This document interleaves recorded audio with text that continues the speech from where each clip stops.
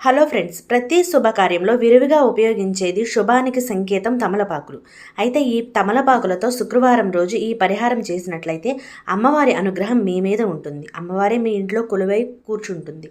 So ఇక్కడ తమలపాకులు తీసుకొని దాని మీద చక్కగా గంధం మొత్తం కూడా చిలకరించేశాను. ఇప్పుడు ఈ రూపాయి బిళ్ళను తీసుకొని ఆ గంధం మీద పెట్టి ఇది అమ్మవారి ప్రతిరూపంగా భావించాలి. ఇప్పుడు 2 పచ్చకర్పూరం బిళ్ళలు తీసుకొని చక్కగా ఈ రూపాయి బిళ్ళ పక్కన వేసుకోవాలి. ఇలా చేయడం వలన అమ్మవారు ఆకర్షితురాలవుతుంది.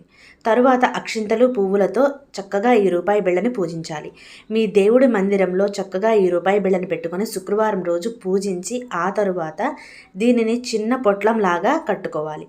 చూసారు కదా, ఇలా పూజ మొత్తం పూర్తి అయిన తర్వాత ఇట్లా పొట్లంలాగా కట్టుకొని మీరు డబ్బు నిల్వ చేసుకునే చోట లాకర్స్ కానివ్వండి, బీరువాలు కానివ్వండి, మరే ఇతర ప్రాంతంలోనైనా సరే ఇది పెట్టుకున్నారంటే శుక్రవారం రోజు చాలు అమ్మవారి అనుగ్రహం మీ మీద కలుగుతుంది.